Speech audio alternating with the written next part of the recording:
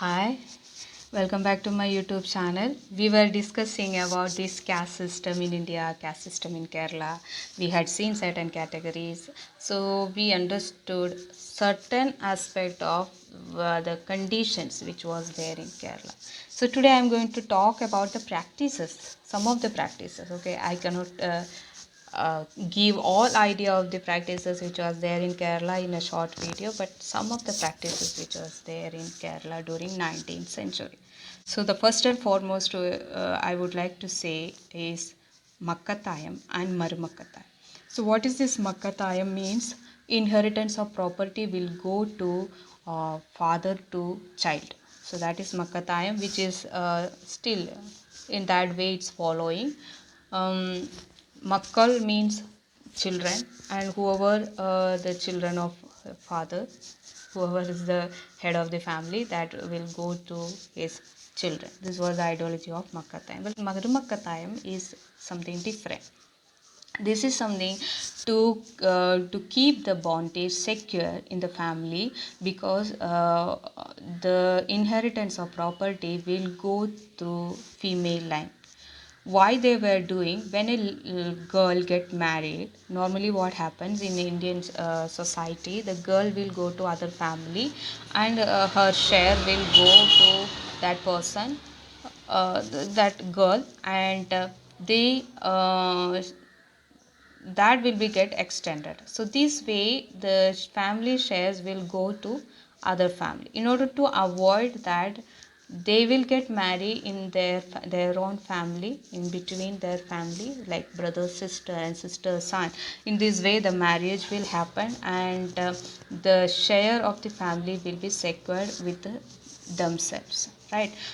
So this Marmakal Tayam is the idea to keep the inheritance in themselves. This was the idea, and this was mostly following by the Nayars in the Kerala community. And Marumakkal means nephew or the niece. Okay. Second point which I want to show is Tarawad. Tarawad is which I consider amazing, because in a group of people staying together means long joint family. Brother, sister, nephew, auntie, uncle, everybody will stay in a house, and they share whatever the happiness is there, sorrows is there, issues will be taken care by the master of the family. So he will be named as Karanavan, and whatever the rules and regulation that will be embossed uh, by the Karanavans in the family, everything will be handling in the family itself. It will not go outside. So, okay, now what happens, how it diminished. Now we cannot see Tarawad aspect here. We can see house, like it's number of 4 people or 5 people staying in a nuclear family. Tarawad aspect is not there, but the Tarawad aspect diminished, because when the education chances got increased at the end of 19th century and the start of 20th century, people started going out, right? And they are getting fulfilled in their wishes, so they started migrating to other places. So here that long joint family concept has been gone. They are taken their share and went to villages, the cities, or that way this Tarawad has been diminished. And other thing also, it mentions that whenever the share has been divided, lot of land has been divided. This way the single house staying together, this concept also has been denied. Okay, this way this Tarawad aspect is gone nowadays. Now, second is Kettu Kalyanam. Sorry, third one is Kettu Kalyanam. Kettu Kalyanam is something called mock marriage. So before attaining puberty, there will be a mock marriage to a girl, and this is to prepare girl for sambandham. Sambandha I will explain. So the girl will be get she will learn what the family life is, how she should behave in a family. All this teaching will start after the Kettu Kalyanam. So Kalyanam word in Malayalam language is marriage, and Kettu Kalyanam, that usually used to happen when he or she is in 5 years, 6 years, in that category. They will get this mock marriage will be happen. Mostly this happens in the Nair family, Nambudiri family. This used to happen. Fourth point is Tiranda Kalyanam, and the Tiranda Kalyanam is something that happens when the girl attains puberty. So this is to show that the girl is ready for marriage, and she is mature enough to handle a family and all such things. Still, it is happening in not in Kerala especially. In small way they celebrate, but in Tamil Nadu they do this celebration, and they show that this girl has attain the puberty. They celebrate, they dance, they give sweets to the girl, and this way. Okay. So this is Tiranda Kalyanam, which was practicing during 19th century. Um, Sambandha. In Sambandha, as I said in the last video, what it's a loose marriage or the illegal marriage. And how it happened, because of the rule in Brahmin community, only the eldest son can get married into the same caste, other cannot. So the younger one has to get married or to other caste girl, or they will leave they led a life of ascetic life. Okay, so this way the sambandham started. Now there are certain rules in sambandham. The bridegroom has no responsibility over this family. The bride will whoever the lady, she has to take care of the children. Whatever the issues is happening, she has to handle everything. Only the thing is there will be a title that he is the husband of this lady. Okay, this sambandham aspect is that. And many of the Nambudiri family, they used to keep sambandham with the other caste people. Now, next is the slavery. Slavery, which I would like to point in a certain understanding, that slavery is something the masters of the community, with the aspect of lot of land for agriculture, they use their workers as slaves. They can sell, they can beat them, they can kill them in whatever way they can use these people. So the name which given to them was Adima. So whenever the master is in the need of money, or he want to make some agreements with other people, selling of these people used to happen. So this slavery was also there. And the traders who came to this land, they used to buy these people, and they made them to work for themselves. So this way, this slavery also were there during 19th century. Okay. Now the serpent worship. This is one of the peculiar thing which you can see in Kerala, especially in Nair community and some of the Nambudiri community, which we can see that there will be a cow. Cow means the place which has left for snakes. So they worship the snake, and they lit lamp for that. They give this milk and banana and all such thing um, in order to make happy. The snake is also god for him in Hindu culture. So the snake when the snake get when the snake became happy, or it will bless.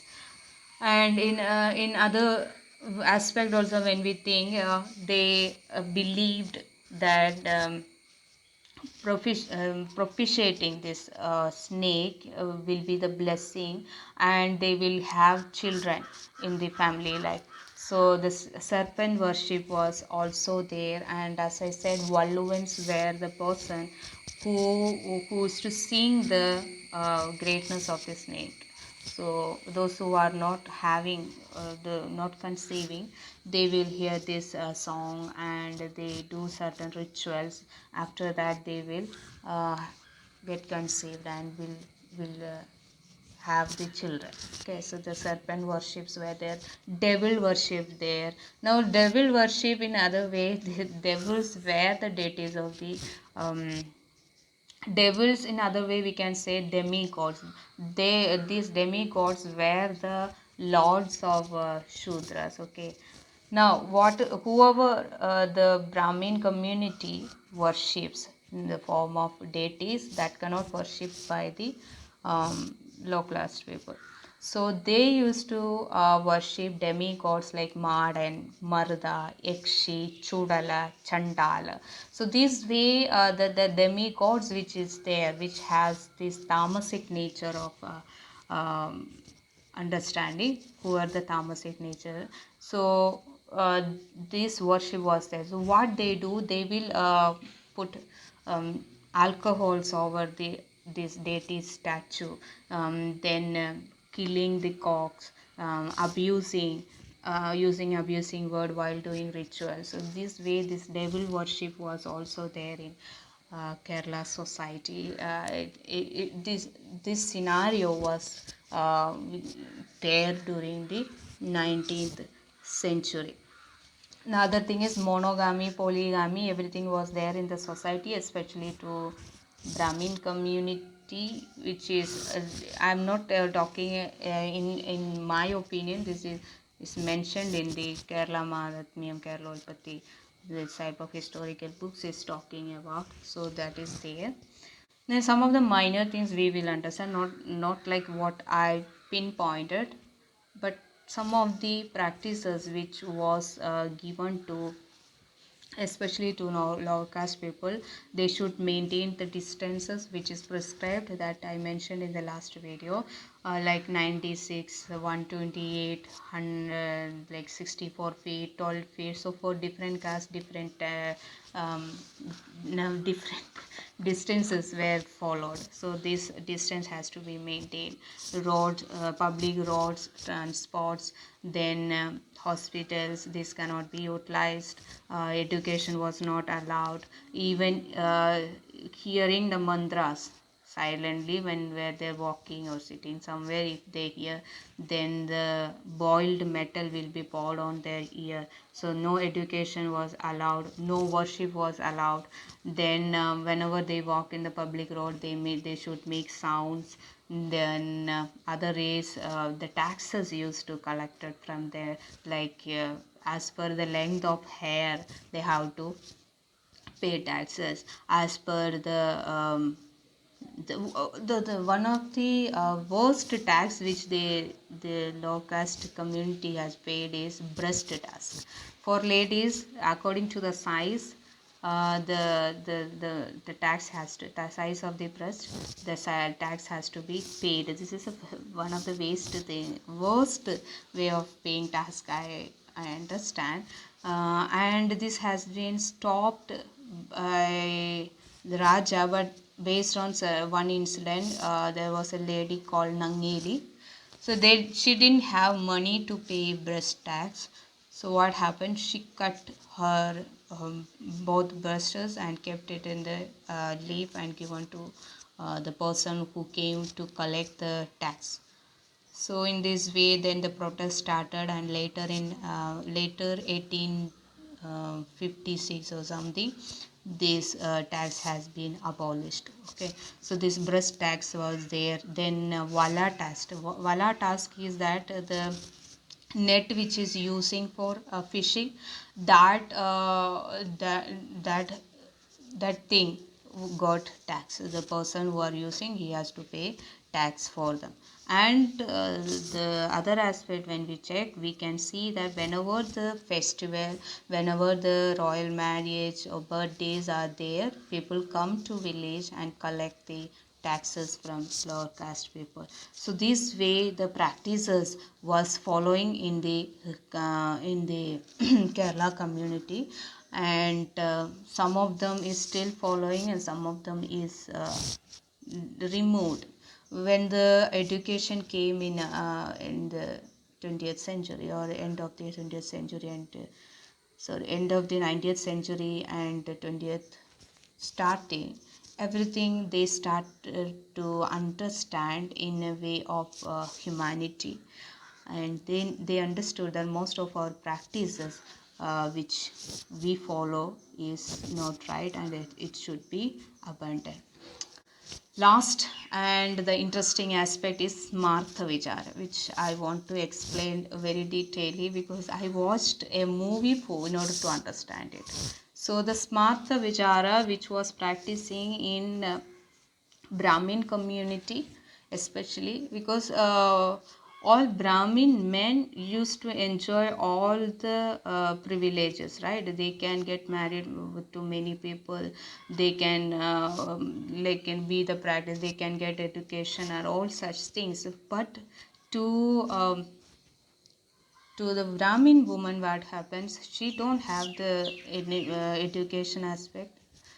She won't study. Some of the families they allow, but most of the Brahmin families won't allow the girl to get educated.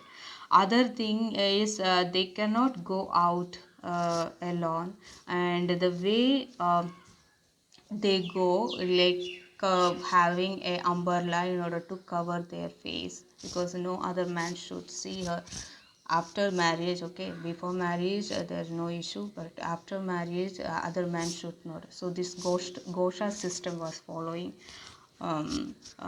in the Brahmin community. So Smartha Vichara, which is something practiced to a Brahmin woman, like they called as Antarjana.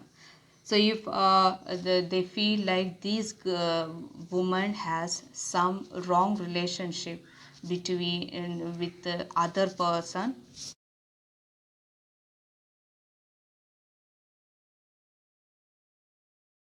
she will have to give explanation. So the Smartha Vichara is something that certain person will come.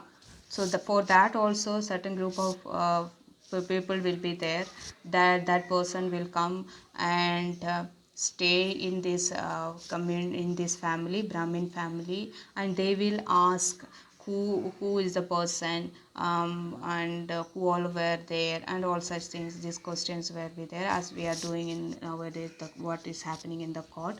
But this questioning will not be in a direct way. There will be a dasi, the person from the law caste. She stands in between, and this Andarjanam will stay inside the house, and she informs these questions they are asking. So you give the answer.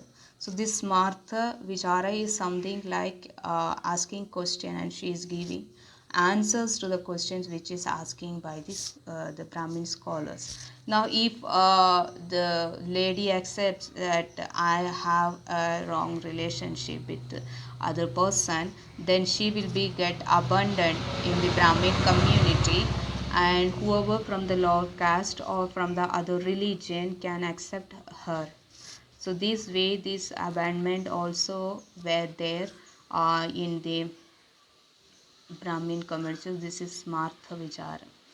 Then when we consider about this justice aspect, we consider the lower caste. We can say he cannot go to court, kacheri they call. So they cannot go to court straight away. They have to stand outside the wall, and this person will shout so that the person inside, whoever maybe the judge, he will sit and hear whatever, because by seeing him there is the problem of impurities there. By touching and by inhaling the air which he breathes, there will be impurity. So he stand away in a wall apart, and he will shout. The person will hear about it, and the judgment will come. Whatever the judgment is there, he has to follow. Either he had to go out from the community, or some beating, or some money, anything. Whatever the judge says, he has to follow as per the judgment. So These are some of the major part of practices which was there in Kerala during 19th century. Hope you enjoyed, and just consider or just evaluate how we live today and how it was there during that time. Thank you.